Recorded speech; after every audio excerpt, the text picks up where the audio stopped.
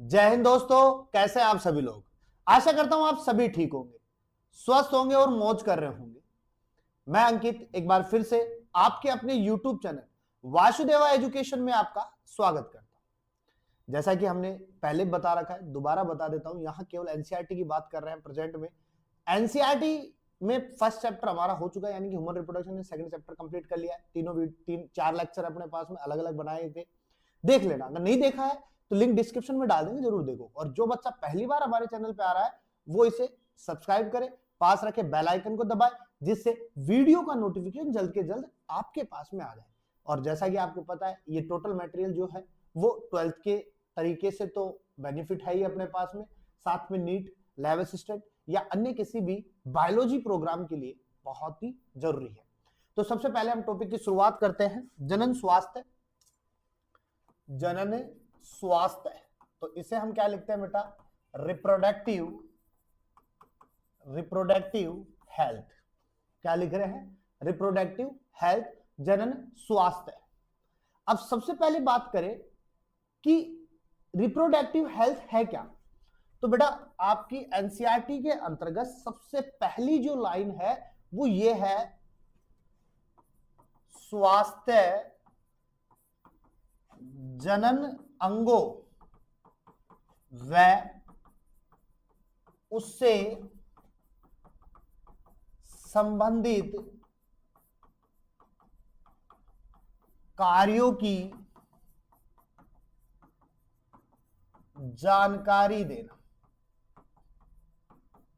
वही क्या है अपने पास में, एक जनन स्वास्थ्य है। क्या है, जनन स्वास्थ्य है। क्या है बेटा, जनन स्वास्थ्य है। इसको दोबारा लिखते हैं अपने पास में, पेन थोड़ा चेंज था।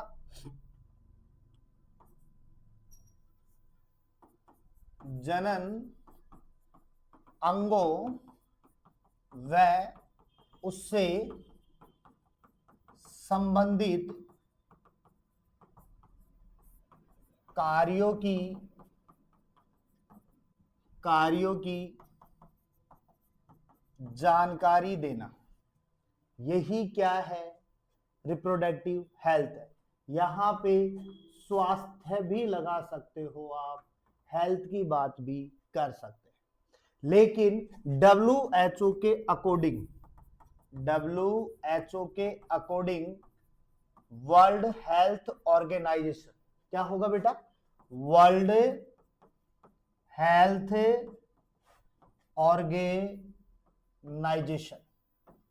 विश्व स्वास्थ्य संगठन के अकॉर्डिंग अगर हम देखें तो रिप्रोडक्टिव हेल्थ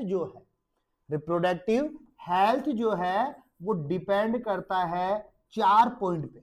कितने पॉइंट पे, 4 पॉइंट पे डिपेंड करता है बेटा।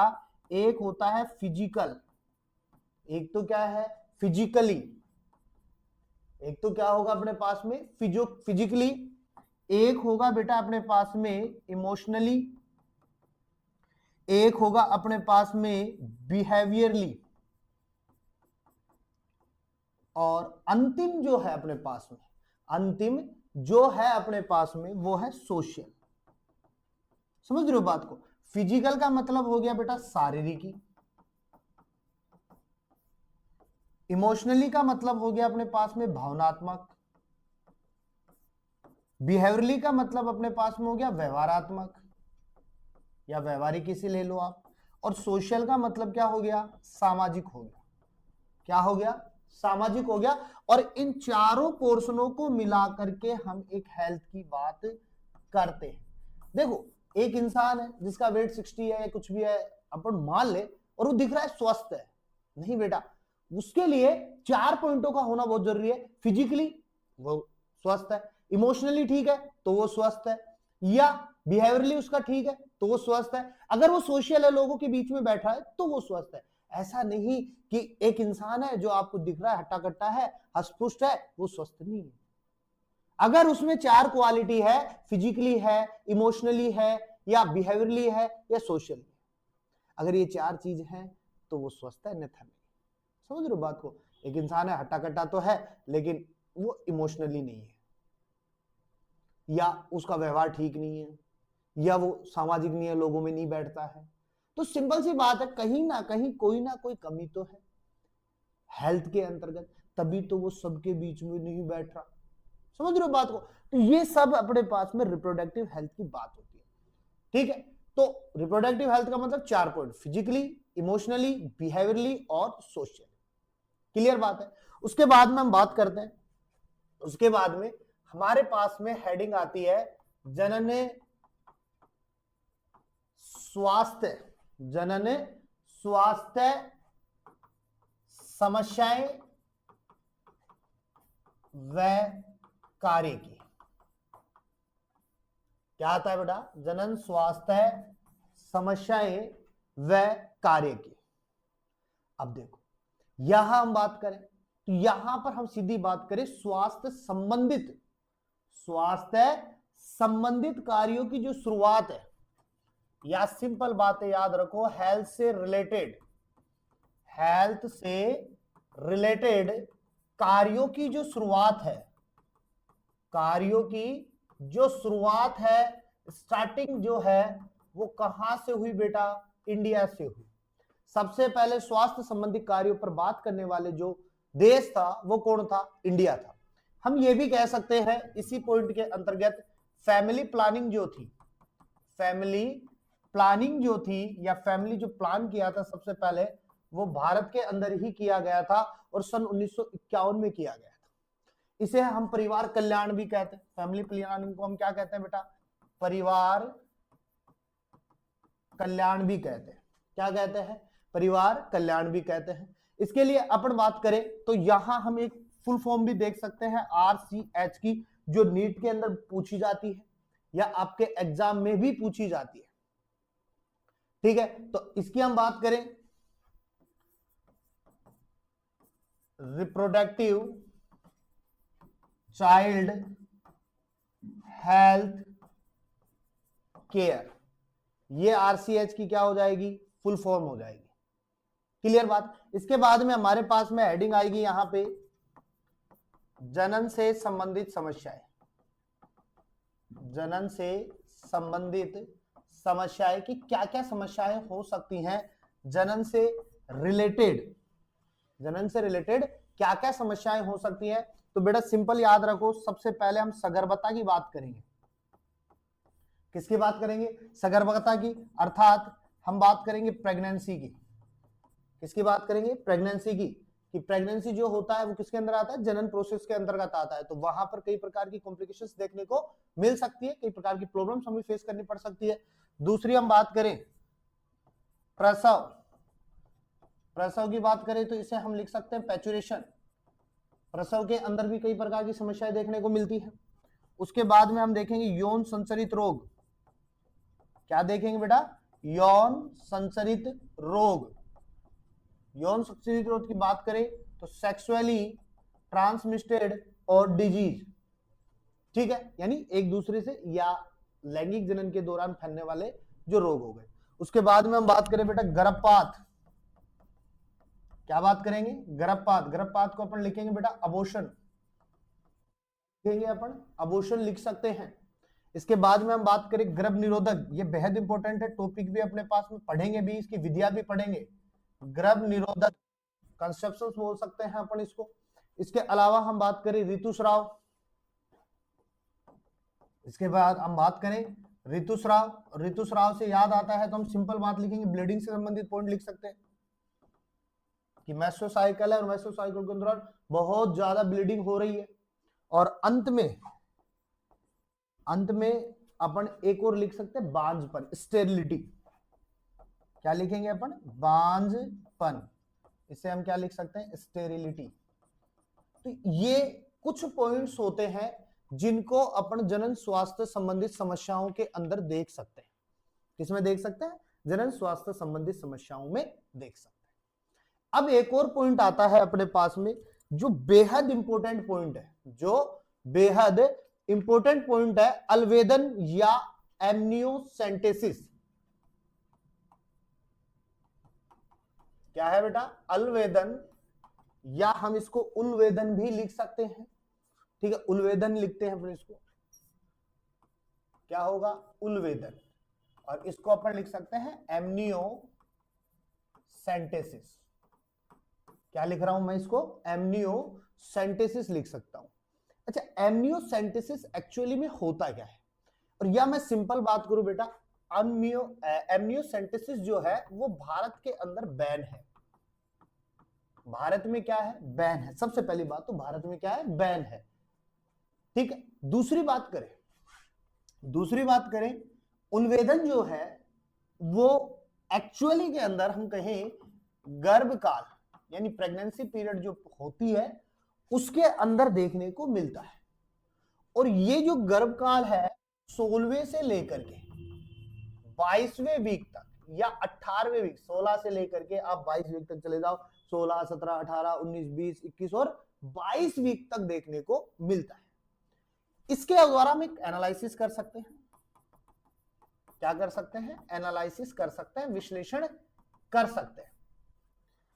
इसका क्या कर सकते हैं अपन? एनालिसिस कर सकते हैं या विश्लेषण कर सकते हैं, या हम कह सकते हैं इसका विश्लेषण कर भ्रूणीय कोशिकाओं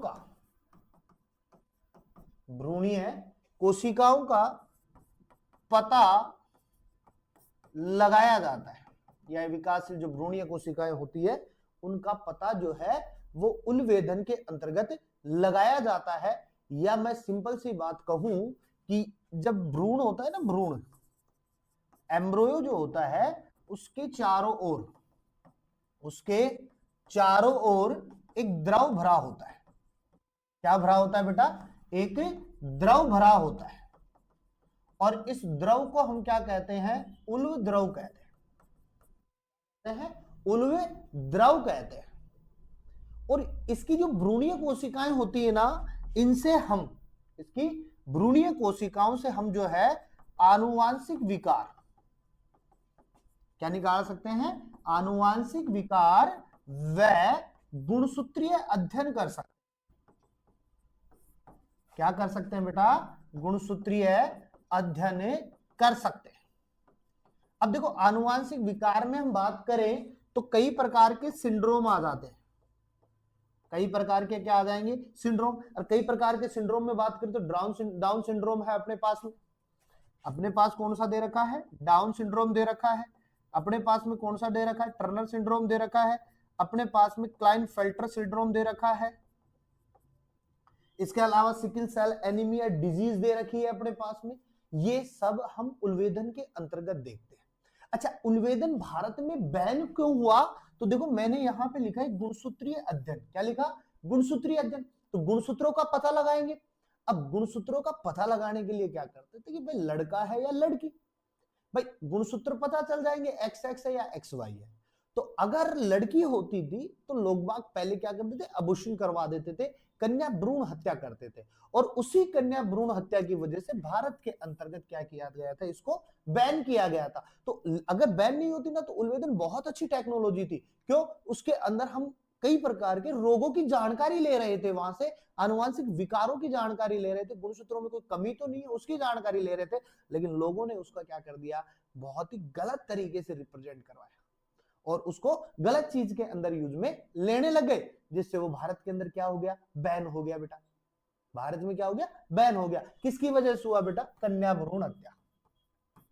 कन्या भ्रूण।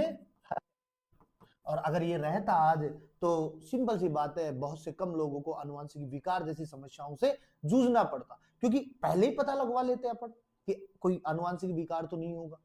Down syndrome, Turner syndrome, Klinefelter syndrome या सिकल सेल एनीमिया, या ऐसा कुछ होगा क्या? नहीं होगा। ये सारी चीजें हमें पहले से पता चल जाती। लेकिन लोगों के चक्कर में आकर के उन्वेदन को क्या कर दिया? बैन कर दिया। आज आप हॉस्पिटल में जाते हो तो वहां लिखता है कि लिंग परीक्षण की जांच करने वालों के बारे में अगर आप जानकारी देते हो तो आप इस टोल फ्री नंबर पे कॉल करो, आपको इनाम दिया जाएगा। और जो बेचारा कर रहा है उसको जेल भी हो सकती है, माह की, साल की, बता देते हैं। ठीक है। अब उन्वेदन को वैसे समझे तो सिंपल बात समझो बेटा, ये क्या है अपने पास में? अप्रा। ये क्या है? प्लेसेंटा। अब यहां से प्लेसेंटा जो है वो किससे जुड़ा है अपने पास में? नाभिकीय रज्जु से। किससे जुड़ा है बेटा? नाभिकीय रज्जु से। नाभिकीय रज्जु की बात करें तो उम्बिलिकल कोर्ड से जुड़ा हुआ है, और उम्बिलिकल कोर्ड से कौन जुड़ा है बेटा, यहां पर ये अपने पास में कौन जुड़ा है, भ्रूण जुड़ा हुआ है, एम्ब्रोयो जुड़ा हुआ है, और इस एम्ब्रोयो के चारों ओर, ये एम्ब्रोयो के चारों ओर ये कौन सा द्रव भरा हुआ है बेटा, उल्व द्रव। ये जो द्रव है ना, ये क्या है, उल्व द्रव। क्या है, उल्व द्रव। और यही उल्व द्रव जो है ना, वो आगे जाकर के उल्वेदन की क्रिया को करता है। समझ रहे हो बात को, यहां तक ठीक है। इसके बाद में अगर हम उल्वेदन के साथ में एक लाइन और रखी है एनसीईआरटी के अंतर्गत कि सहेली गोली, वैसे तो गर्भ निरोधक गोली में हम पढ़ लेंगे, सहेली गोली की बात करें तो सहेली गोली जो होती है गर्भ निरोधक गोली होती है। और सबसे बड़ी बात यह, स्टेरॉइड नहीं होता इसमें, ठीक है। कहां खोजा गया था, लखनऊ में खोजा गया था, इसकी बाद में बात करेंगे अपन। अब हेडिंग उठाते हैं जनसंख्या स्थायीकरण। जनसंख्या स्थायीकरण, जनसंख्या स्थायीकरण व जन्म नियंत्रण। देखो स्टेबलाइजेशन, पॉपुलेशन स्टेबलाइजेशन और बर्थ कंट्रोल की हम बात करें, जनसंख्या स्थायीकरण में जन्म नियंत्रण में बात करें तो पॉपुलेशन स्टेबलाइजेशन में बर्थ कंट्रोल में अगर हम बात करें तो सबसे पहले हम देखेंगे जनसंख्या वृद्धि के कारण। जनसंख्या वृद्धि के कारण, देखो reasons of population growth, reasons of population growth. तो देखो जनसंख्या में वृद्धि क्यों हुई, क्योंकि ज्यादा टेक्नोलॉजी आ गई अपने पास में। टेक्नोलॉजी आई तो मृत्यु दर में बेटा क्या हो गई, कमी। मृत्यु दर में क्या हो गई, कमी। अब मृत्यु दर में कमी हो गई तो सिंपल सी बात है, लोग जीने लग गए, लोग सरवाइव कर रहे हैं। पहले तो अगर हम बात करें तो प्रेगनेंसी के टाइम भी लोगों की मौत हो जाती थी, बच्चों की मौत हो जाती थी, समझ रहे हो बात को, डिलीवरी टाइम पर नहीं हो पाती थी, तो उस वजह से क्या होती थी, जनसंख्या कंट्रोल थी। लेकिन अब क्या हो रही है, बढ़ रही है। तो सबसे पहला पॉइंट क्या लिखेंगे, मृत्यु दर में कमी। दूसरा पॉइंट लिखेंगे अपन यहां पे, मात्र मृत्यु दर में कमी, मात्र मृत्यु कमी, यानी कि जो माता है उसकी मृत्यु दर में भी क्या आ गई, कमी आ गई। तीसरा पॉइंट लिखे अपन, तीसरा लिखे शिशु मृत्यु दर में, किसमें कमी, मृत्यु दर में कमी, यानी बच्चे जो थे उनकी संख्या भी क्या हो गई, मरने में कम हो गई। इसके अलावा हम बात करें जनन आयु में, जनन आयु में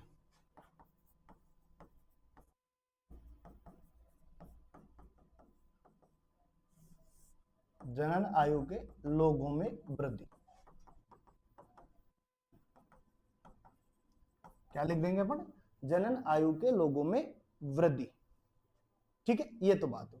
लेकिन अब हम बात करें जनसंख्या नियंत्रण की, बात करें कि इस जनसंख्या को हम कैसे कंट्रोल कर सकते हैं, जनसंख्या को हम कैसे कंट्रोल कर सकते हैं, नियंत्रण कैसे कर सकते हैं।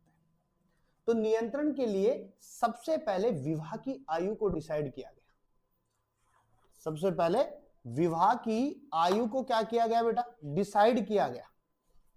सबसे पहले विवाह की आयु को, सबसे पहले विवाह की आयु को क्या किया गया, डिसाइड। तो मैं यहां लिखूंगा बेटा विवाह आयु, क्या लिखूं, विवाह आयु।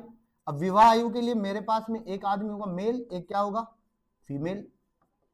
मेल की कितनी की गई अपने पास में 21 ईयर्स, और फीमेल की कितनी की गई 18 ईयर।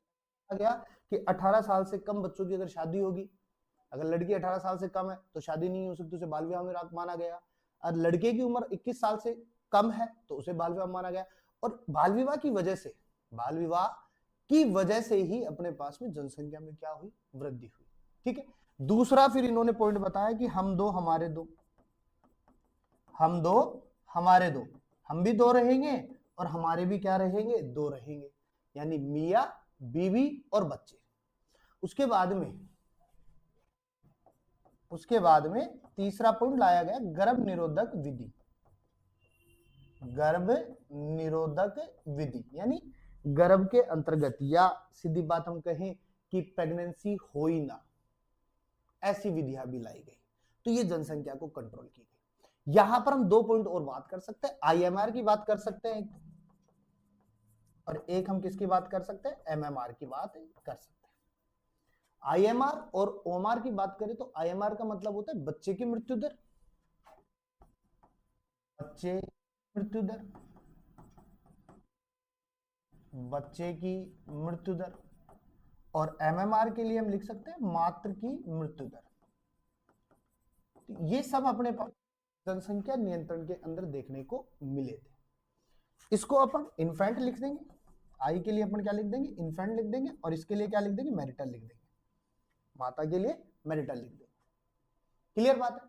अब हम बात करें कि एक आदर्श गर्भ निरोधक कौन हो, क्या होगा। एक आदर्श गर्भ, भाई सिंपल सी बात है, गर्भ को रोकना है हमें, गर्भ को रोकना है हमें।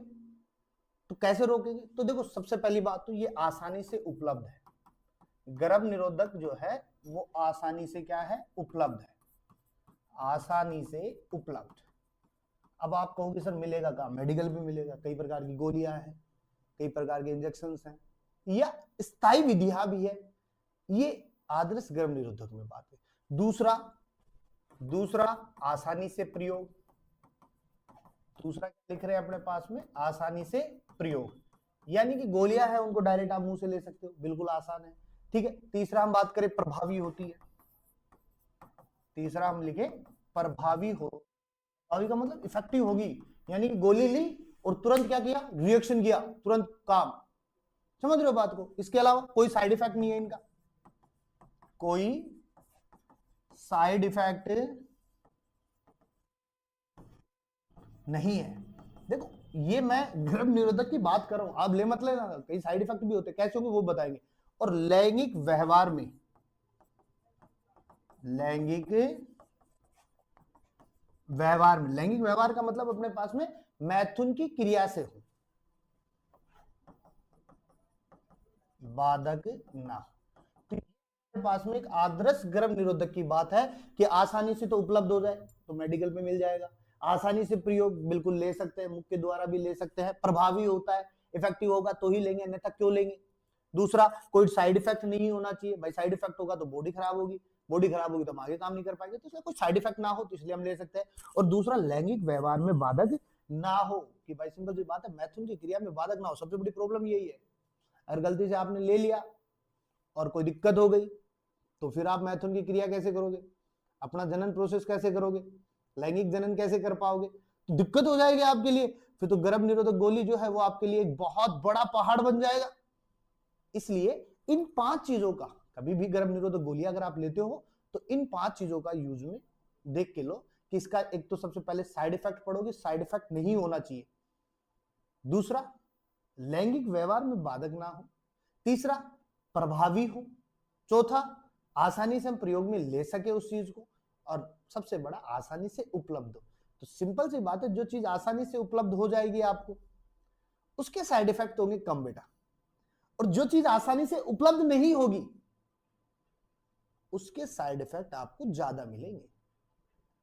और गर्भ निरोधक जो गोलियां होती है, कुछ गोलियां आपको मेडिकल वाले के पास जाते ही मिल जाती हैं, और कुछ गोलियों के लिए आपको वेट करना पड़ता है, मेडिकल वाले मना भी कर देते हैं, तो उनका कहीं ना कहीं कोई साइड इफेक्ट जरूर है, समझ रहे हो बात को। तो ऐसी गोलियों को लेने से बचो, क्लियर बात है। अब हम बात करेंगे गर्भ निरोधक की, अब हम करेंगे बेटा गर्भ निरोधक की बात करेंगे। वैसे तो गर्भ निरोधक की कई विधियां हैं, गर्भ निरोधक की क्या है, कई विधियां हैं, लेकिन सबसे बढ़िया विधि अगर कोई है तो प्राकृतिक विधि है, नेचुरल। अगर नेचुरल अगर कुछ हो रहा है तो और भी बड़ी बात है, अपन को गोलियां लेनी नहीं पड़ेगी, दवाइयां लेनी नहीं पड़ेगी। तो लिखो, देखो सबसे पहले विधि मैं लिखूंगा बेटा प्राकृतिक विधि। क्या लिखूंगा, प्राकृतिक विधि, नेचुरल मैकेनिज्म। अब देखो प्राकृतिक विधि, देखो मैं यहां पे एक छोटा सा उदाहरण दूं आपको कि अगर जुकाम लग जाए, खांसी हो जाए, बुखार हो जाए, सर दर्द हो जाए, तो ऑटोमेटिक अगर ठीक हो रहे हैं तो दवाइयां नहीं लेनी पड़ेंगी, और दवाइयां नहीं लेनी पड़ेंगी तो शरीर सही रहेगा हमारा। लेकिन अगर हम दवाइयां लेते हैं तो हमारा 2-3 दिन तो दिमाग ही खराब रहता है, हम आउट ऑफ हो जाते हैं, हमें पता ही नहीं चलता, स्वाद ही नहीं रहता, कुछ भी नहीं पता चलता। तो हमने की ना बाहर से मेडिसिन ली ना, आर्टिफिशियल रूप से हो गया, और सेल्फ ठीक होता तो ठीक हो जाता। वही गर्भ निरोधक है, अगर सेल्फ ठीक हो रहा है ना और सेल्फ तरीके से अगर आप कंट्रोल कर रहे हो तो द बेस्ट है, और फिर आप दवाइयां लोगे तो सीधी सी बात हो साइड इफेक्ट लेके आएंगे। तो प्राकृतिक विधि जो है उसको समझना बहुत जरूरी है। अगर आप एक एक पॉइंटों को समझ लोगे तो आपको किसी गर्भ निरोधक गोली की आवश्यकता नहीं पड़ेगी, मेरी गारंटी है। तो देखो सबसे पहले बात करूं प्राकृतिक विधि कर क्या रहेगी, यहाँ पे एग व स्पर्म को मिलने से रोकेगी। भाई गर्भ निरोधक का मतलब सिंपल सी बात क्या है बेटा, अंडा और शुक्राणु दोनों का मिलन रुक जाए तो सिंपल सी बात है गर्भ नहीं ठहरेगा, गर्भ नहीं ठहरेगा तो सीधी सी बात है प्रेग्नेंट नहीं होगी, प्रेग्नेंट नहीं होगी तो बच्चा नहीं होगा, और अंडा और शुक्राणु ही मिल गया आपस के अंदर तो फिर गर्भ भी ठहरेगा, प्रेग्नेंट भी होगी, बच्चा भी होगा। दूसरी बात, प्राकृतिक विधि का सबसे बड़ा जो मुद्दा है, no side effect, no side effect, किसी प्रकार के कोई साइड इफेक्ट देखने को नहीं मिलेंगे। लेकिन सबसे बड़ी मुद्दा बेटा, फैल होने की संभावना अधिक है, फैल होने की संभावना अधिक है, तो बेटा फैल हो सकते हैं। तो प्राकृतिक विधि में अंडे व शुक्राणु को मिलने से रोक लेंगे, नो साइड इफेक्ट, कोई साइड इफेक्ट नहीं है, लेकिन फैल हो जाएगा, यही सबसे बड़ी समस्या है। इसी वजह से कई प्रकार की गर्भ निरोधक गोलियां लेने की आवश्यकता पड़ती है। आप कितने भी सेफ्टी के साथ में, कितने भी अच्छे तरीके से, कितना भी दिमाग लगा लो, कहीं ना कहीं थोड़ी बहुत चूक हो जाती है, और वही चूक जो है वो गर्भ को ठहरा देती है। क्या कर देती है? गर्भ को ठहरा दे देती है, और वही हमारे पास में कई रीजंस बनते हैं। ठीक है, अच्छा अब हम बात करें प्राकृतिक विधि की प्रकार की, प्राकृतिक विधि के प्रकार की बात करेंगे। प्राकृतिक विधि, तो इसमें सबसे पहला आएगा अपने पास में बेटा अनावर्तिक संयम। क्या आएगा? अनावर्तिक संयम। तो अनावर्तिक संयम का सीधा सा मतलब है बेटा कि मैं वाले जो टाइम पीरियड है, जो 28 दिन का जो चक्कर है, उसको आप अच्छे से याद कर लो, उसको समझ लो, तो सिंपल सी बात है, आप प्राकृतिक विधि के द्वारा आसानी से गर्भ निरोध कर सकते हो या रोक सकते हो। तो देखो एमसी जो है, एमसी के अंतर्गत से 10 से 17वें दिन के बीच का जो टाइम है ना बेटा, हम रिस्क पीरियड कहते हैं, उसको हम क्या कहते हैं बेटा? रिस्क पीरियड कहते हैं, या हम उसे डेंजर पीरियड कहते हैं। सुरक्षित काल नहीं मानते हैं, क्योंकि यहां पर बच्चा लगने की या फर्टिलाइजेशन की संभावना जो होती है वो बहुत ही अधिक होती है। तो सिंपल बात है, एमसी के 10 से 17वें दिन के बीच में आपको मैथुन नहीं करना चाहिए। क्या नहीं करना चाहिए? मैथुन की क्रिया नहीं करनी चाहिए, सेक्स कॉन्टैक्ट नहीं करना चाहिए। लेकिन अब सीधी बात, अगर करना है तो फिर आप कृत्रिम विधियों का प्रयोग में ले सकते हो। ठीक है, अब सुनो रीजन क्या है। तो ये जो विधि है ना, ये जो विधि है या ये जो अवधि है, इस अवधि के अंतर्गत ओव्यूलेशन होता है। इस अवधि में क्या होता है? ओव्यूलेशन होता है, अंडोस्राव होता है, अंडा बनता है यहां पे, तो फर्टिलाइजेशन की संभावना ज्यादा हो जाती है। एक होता है बहिस्खलन, बहिस्खलन। तो देखो बेटा बहिस्खलन, बहि का मतलब बाहर, स्खलन का मतलब शुक्राणुओं का अपन बाहर निकालना, वीर्य का बाहर निकालना।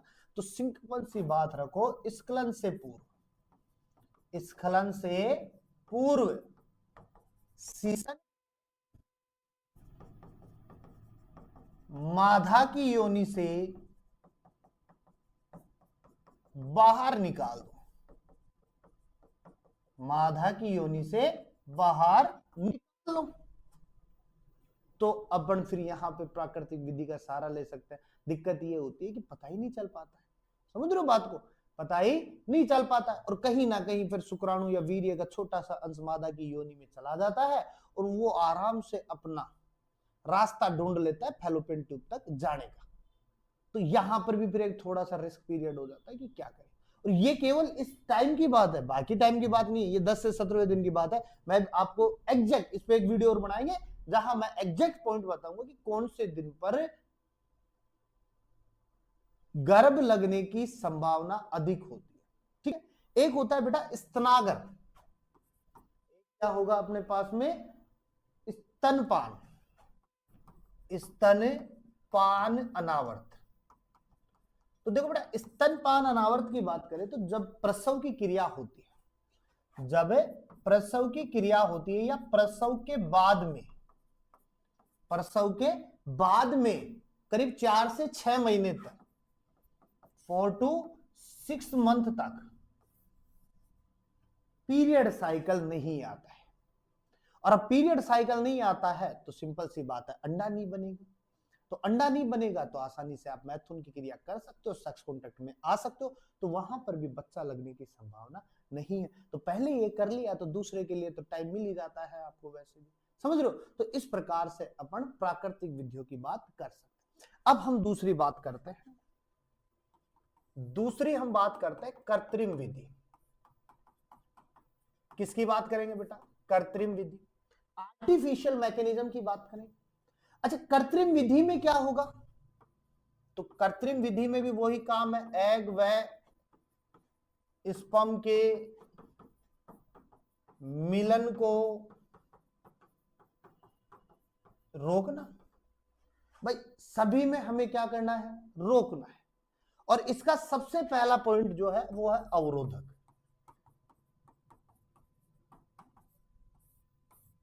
क्या है बेटा, अवरोधक है। क्या है, अवरोधक है। अवरोधक का मतलब रोकने वाला। अब किसको रोकेगा, तो सिंपल सी बात है, वीर्य को मादा की योनि में जाने से रोक ले, वही क्या है, अवरोधक। या मादा की योनि में चला जाए तो गर्भाशय में रोक ले, समझ रहे हो। तो सिंपल सी बात है, अवरोधक। और अवरोधकों में हम बात करें तो हम यहां पे मेल का भी दे रखा है और फीमेल का भी दे रखा है। ठीक है, मेल के लिए सिंपल सा दे रखा है कॉन्डोम। क्या दे रखा है, कॉन्डोम दे रखा है। और ये जो कॉन्डोम है बेटा वो रबर या लेटेक्स से बना होता है। तो हम सिंपल सी बात कह सकते हैं कि रबर नुमा संरचना होती है या एक गुब्बारे के समान एक संरचना होती है जिसे हम क्या कह रहे हैं, कंडोम कह रहे हैं। ये कॉन्डोम क्या कर रहा है, ये मादा की योनि में शुक्राणु या वीर्य को जाने से रोक रहा है। समझ रहे हो बात को, शिशन के ऊपर इसको पहनाया जाता है और फिर ये जो शिशन है जब मादा की योनि में जाता है तो जब बहिष्कलन होता है तो उस वीर्य को उसी थैली के अंदर रख लेता है। इससे आसानी से आराम से गर्भ निरोध कर सकते हो या रोक सकते हो। और कॉन्डोम के लिए अगर हम बात ब्रांड की तो एनसीईआरटी ने एक ब्रांड दे रखा है निरोध। क्या दे रखा है, निरोध दे रखा है। तो वो एनसीईआरटी का है, लेकिन वैसे मार्केट के अंतर्गत बहुत सारे ब्रांड आ चुके हैं। ठीक है, सबसे पहले निरोध ही था, अब तो बहुत सारे आ गए। फीमेल के लिए बात करें, फीमेल बात करें तो फीमेल के लिए दे रखा है डायफ्राम। क्या दे रखा है, डायफ्राम दे रखा है। सर्विकल कैप दे रखा है, सर्विकल यानी गर्भाशय टोपी दे रखी है और वॉल्ट दे रखा है। क्या दे रखा है बेटा, वॉल्ट दे रखा है। तो ये फीमेल्स के लिए है। और ये क्या काम करेंगे तीनों, डायफ्राम हो, सर्विकल कैप, वॉल्ट हो, ये गर्भाशय ग्रीवा को ढकते हैं। क्या करते हैं, गर्भाशय ग्रीवा को ढकते हैं। क्या करते हैं, गर्भाशय ग्रीवा को ढकते हैं। और एक और चीज याद रखो बेटा, ये जो अवरोधक है ये एसटीडी रोगों से बचाते हैं, एसटीडी रोगों से बचाते हैं, यौन संचरित रोगों से बचाते हैं।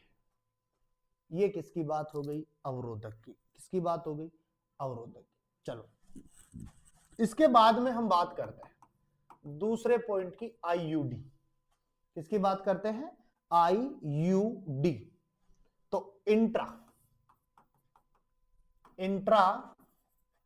यूटेराइन डिवाइस, यूटेराइन का मतलब गर्भाशय से।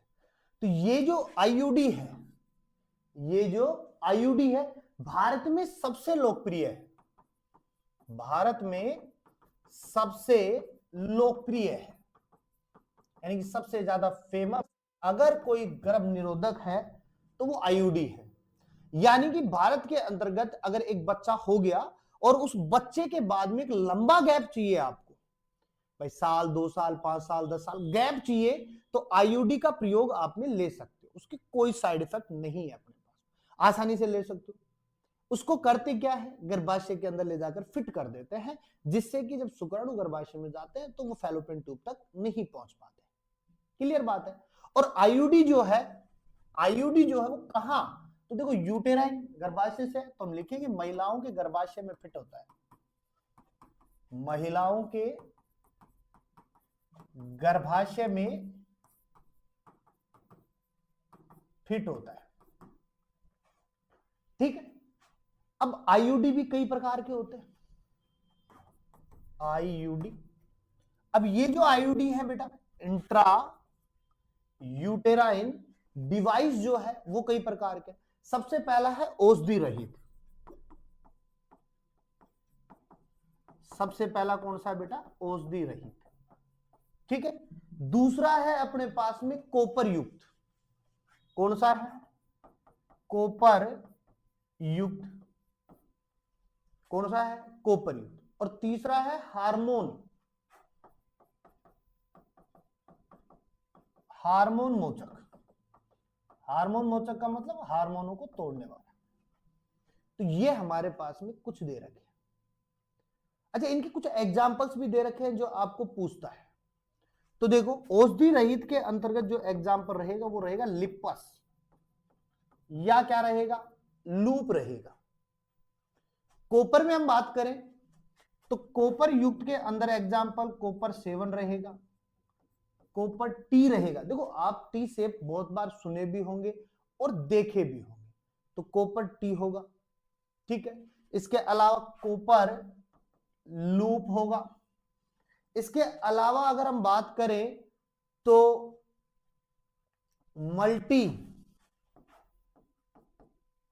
मल्टी लोड 375 भी होगा। हार्मोन्स की बात करें अपने पास में तो हार्मोन्स में LNG ट्रास्ट होगा, प्रोजेस्ट्रास्ट का सिंपल सा प्रोजेस्ट्रोन से ले सकते हैं। अच्छा, औषधि रहित में क्या होगा, तो सिंपल लाइन लिखेंगे, शुक्राणु का भक्षण करेगा, शुक्राणु का क्या करेगा, भक्षण करेगा, आसानी से शुक्राणु को क्या कर देगा, खत्म कर देगा, ठीक है।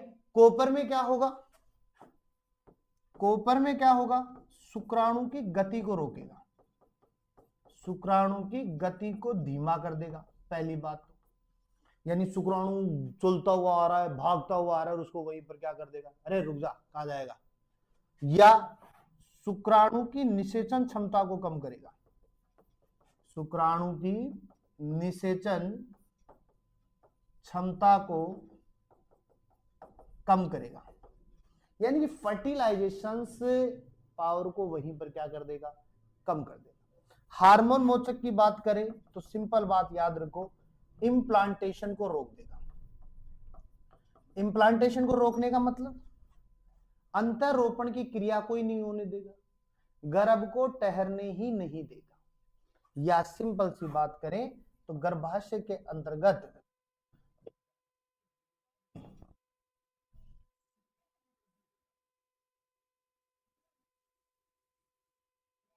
आगे जाने ही नहीं देगा कि बस अब यहीं रुक जाओ, आपको कहीं पर भी नहीं जाना है। तो ये आईयूडी के 3 सोर्स हो जाए। इसके बाद में हम बात करते हैं बेटा गर्भ निरोधक गोलियां, गर्भ निरोधक गोलियां। तो देखो आपने सुना होगा कि कई प्रकार की पिल्स आती है जो गर्भ को ठहरने से रोक देती है, किससे, गर्भ से ठहरने से रोक देती है। या अब बात करें कि ये जो गर्भ निरोधक गोलियां है ये किससे बनी होती है, ये किससे बनी होती है, तो बेटा ये हार्मोन्स की बात करें तो प्रोजेस्टेरोन लिख दो आप, या प्रोजेस्टेरॉन, एस्ट्रोजन लिख दो आप, तो इनसे मिलकर के ये बनी होती है। अब ये हार्मोन्स की बात कर रहा है तो क्यों ना मैं ये लिख दूं कि स्टेरॉइड से बना होता है। क्या लिख दो बेटा मैं, स्टेरॉइड से बना होता है, क्योंकि प्रोजेस्टेरॉन और एस्ट्रोजन कौन सी प्रकृति के हैं, एस्ट्रोजन प्रकृति के। मैंने क्या कहा था, जितने भी सेक्सुअल हार्मोन्स है वो कौन सी प्रकृति के हैं, स्टेरॉइड प्रकृति के। तो प्रोजेस्टेरॉन और एस्ट्रोजन से मिलकर गर्भनिरोधक गोलियां बन रही है, तो ये कैसी हो गई, स्टेरॉइड। ठीक है, करती क्या है, करती क्या है, ओव्यूलेशन व इम्प्लांटेशन, यानी कि अंडोत्सर्ग व रोपण को क्या करती है, रोक देती है। अगर सपोज देन ओव्यूलेशन हो गया, तो ओव्यूलेशन हो जाएगा तो इम्प्लांटेशन को रोक देगी, और ओव्यूलेशन ही रुक जाएगा तो इम्प्लांटेशन तो अपने आप रुक जाएगा। और अगर गलती से इम्प्लांटेशन भी हो गया तो गर्भाशय की श्लेष्मा को, गर्भाशय ग्रीवा को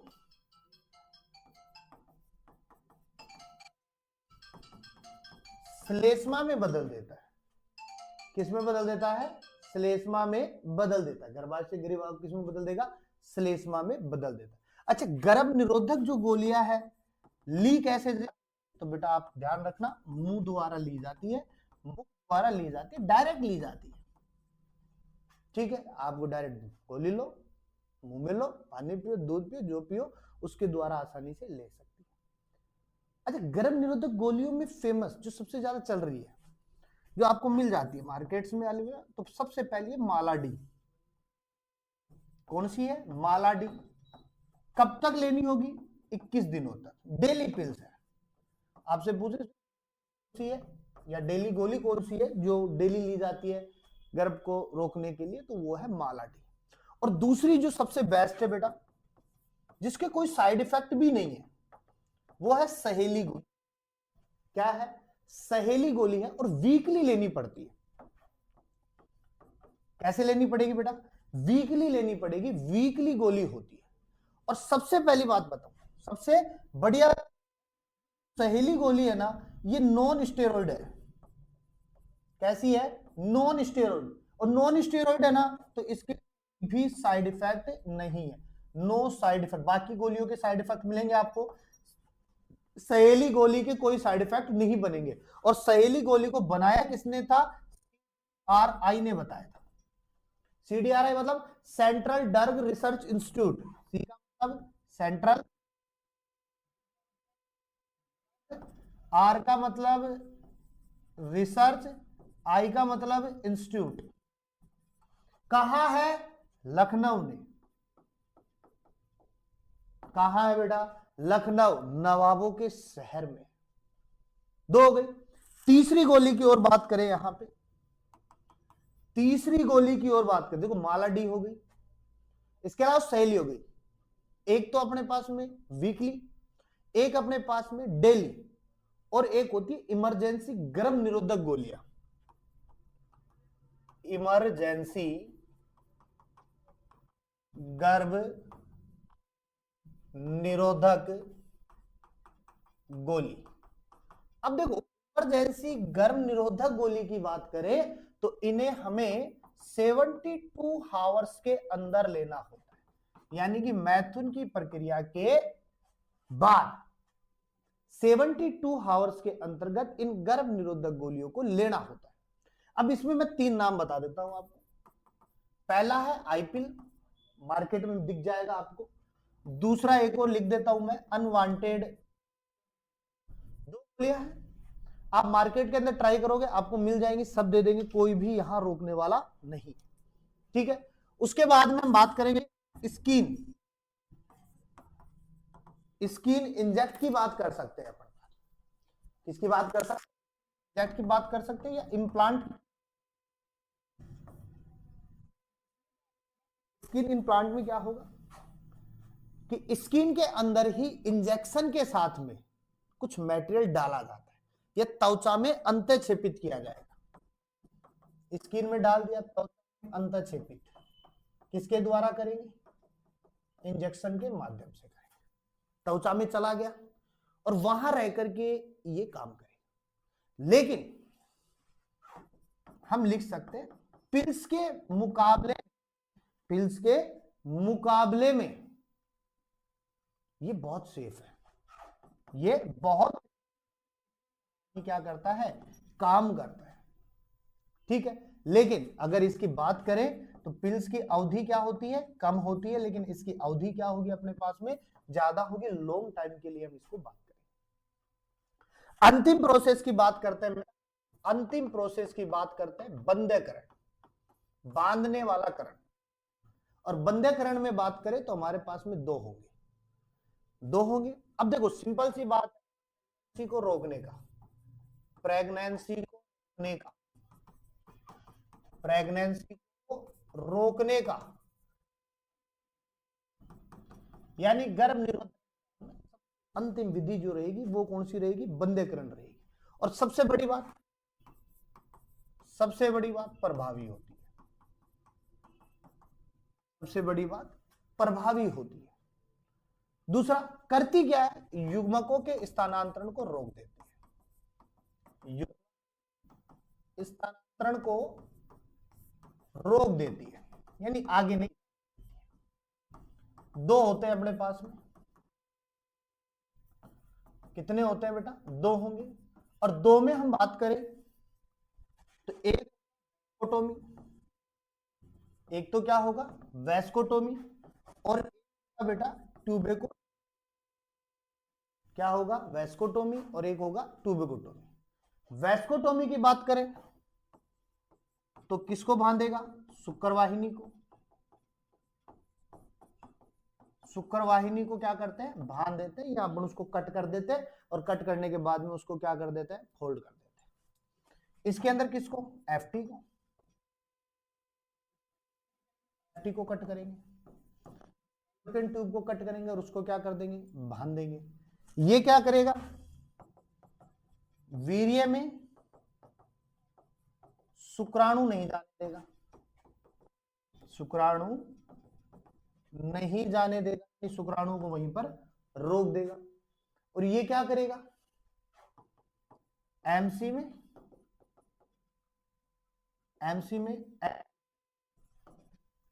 में जो अंडकोशिका है वो नहीं होगी, अंडकोशिका नहीं होगी, क्योंकि मेस्टोसाइकिल के दौरान एक अंडे का फॉर्मेशन होता है। तो मेस्टोसाइकिल के दौरान अंडकोशिका ही नहीं होगी तो प्रोसेस कैसे होगा। तो ये हमारे पास में गर्भ निरोधक तक बात हो जाती है। नेक्स्ट वीडियो में हम बात करेंगे उसके आगे के पोर्शन से, एमटीपी की बात करेंगे, और अन्य और बात करेंगे, यौन संबंधित रोगों की भी बात करेंगे। मिलते हैं नेक्स्ट वीडियो के साथ में, तब तक के लिए वीडियो के साथ में बने रहिए, और लाइक कर दीजिए, शेयर कर दीजिए, कमेंट कर दीजिए।